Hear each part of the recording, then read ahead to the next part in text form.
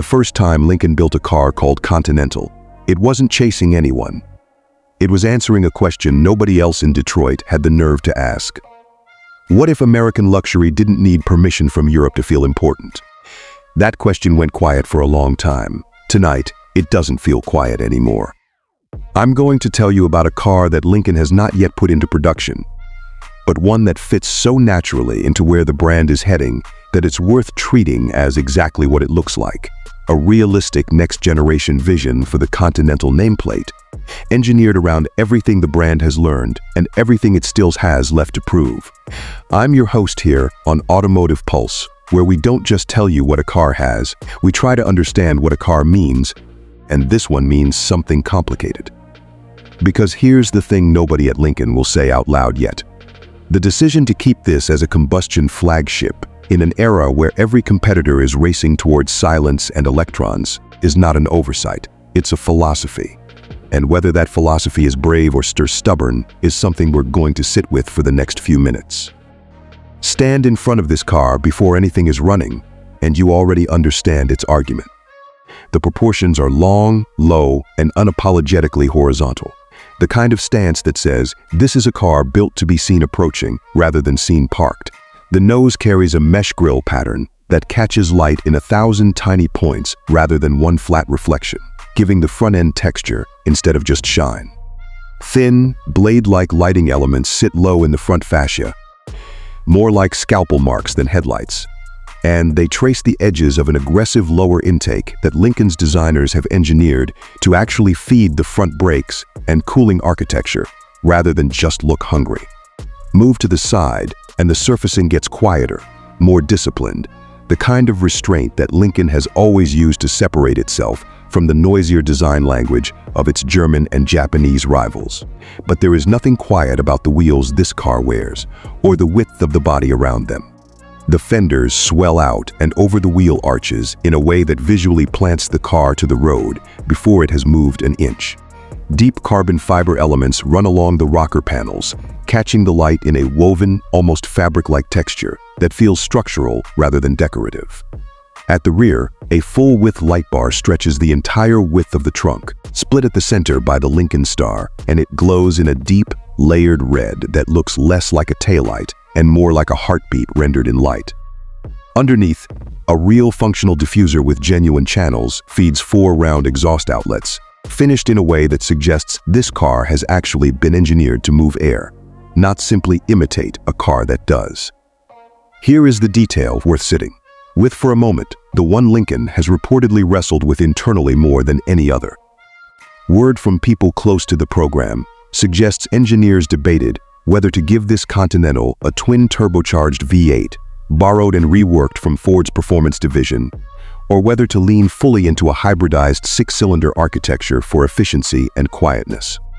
The rumored compromise, and this is the part that will divide enthusiasts, is a twin-turbo V6 paired with a mild hybrid assist system, prioritizing seamless torque delivery and near-silent low-speed operation over outright violence.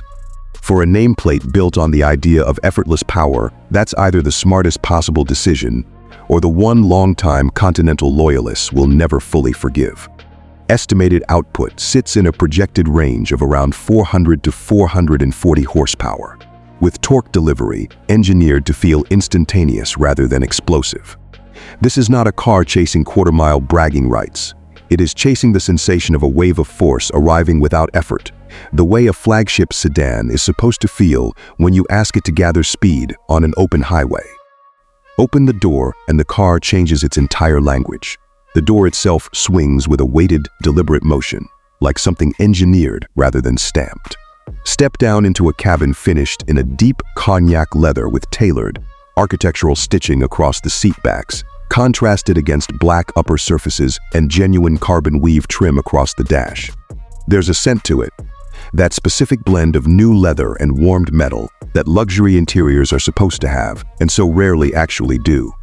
The steering wheel is thick through the rim, but not oversized, finished in leather with just enough texture to feel alive under your palms rather than slick. The dashboard integrates its displays rather than simply stacking them on top of the surface, a long horizontal screen bridging driver and passenger sides, with a thin strip of ambient lighting tracing the edge of the vents. At night, that lighting shifts gently with the drive mode, never harsh, never distracting, just present, the way good ambient lighting in any well-designed room should feel. Sit in the back seat, and there's genuine room to stretch, individually contoured rear seats with their own climate and entertainment controls. Because Lincoln understands that a meaningful percentage of Continental buyers will spend as much time being driven as driving. Close the door and the cabin goes remarkably still. Engineered isolation cutting road noise and wind buzz down to something closer to a hum than a roar. This is where the technology conversation belongs, not as a spec sheet, but as something that quietly makes your life easier. Adaptive driver assistance systems are expected to handle long highway stretches with genuine competence, easing fatigue on cross-country drives rather than replacing the joy of driving when you actually want it. Over-the-air updates mean the car should improve over time rather than age the moment it leaves the dealership. None of it screams for your attention. The best technology in a car like this should feel less like a feature and more like a well-trained assistant who knows when to speak and when to stay silent. Twist the ignition and the engine settles into a low, textured idle, more felt through the seat than heard through the cabin, a deliberate refinement rather than a lack of character. Roll into throttle and the exhaust note builds in layers, starting hushed and composed, then opening into a deeper, more resonant tone as revs climb, never crude, always controlled. Gear shifts land with a crisp, confident thud rather than a jarring bang. The kind of shift quality that tells you the transmission was tuned by people who actually drive the car themselves. Push it toward the upper part of the rev range, and there's a moment, brief but real, where the exhaust sharpens and the whole car seems to lean forward emotionally even as the chassis stays composed. The first moments of actual motion tell you everything about what this Continental is trying to be.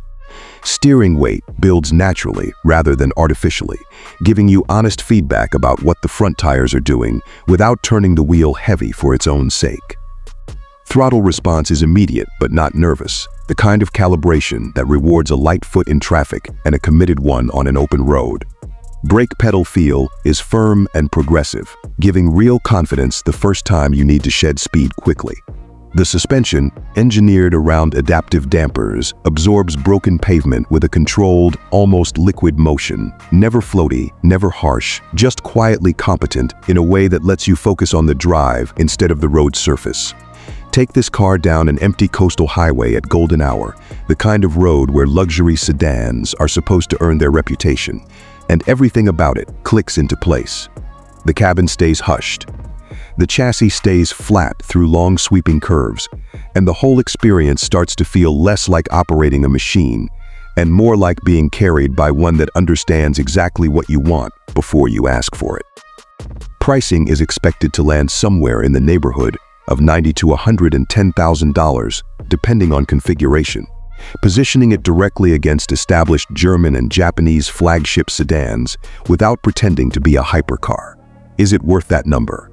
That depends entirely on what you believe you're paying for.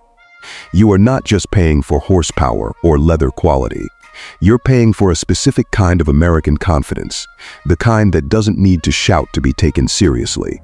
The kind built on decades of a brand, insisting that comfort and capability were never mutually exclusive. This is not a segment disruptor trying to reinvent the sedan. It is closer to a legacy revival, a flagship built for people who remember what Continental used to mean and want to see whether it can mean that again in a modern context. If there's a compromise here, it's the choice to prioritize refinement and low-end torque over outright top-end drama. A decision that will satisfy long-distance drivers far more than track day enthusiasts. And that trade-off is worth being honest about. The person this car is built for isn't chasing lap times or bragging rights. They're someone who values arriving somewhere composed rather than exhausted, who understands that true luxury is measured in how little effort a great car demands of you, and who still believes that American engineering, when it tries, can hold its own against anyone in the world. Before we close, I want to hear from you. because this is the debate worth having.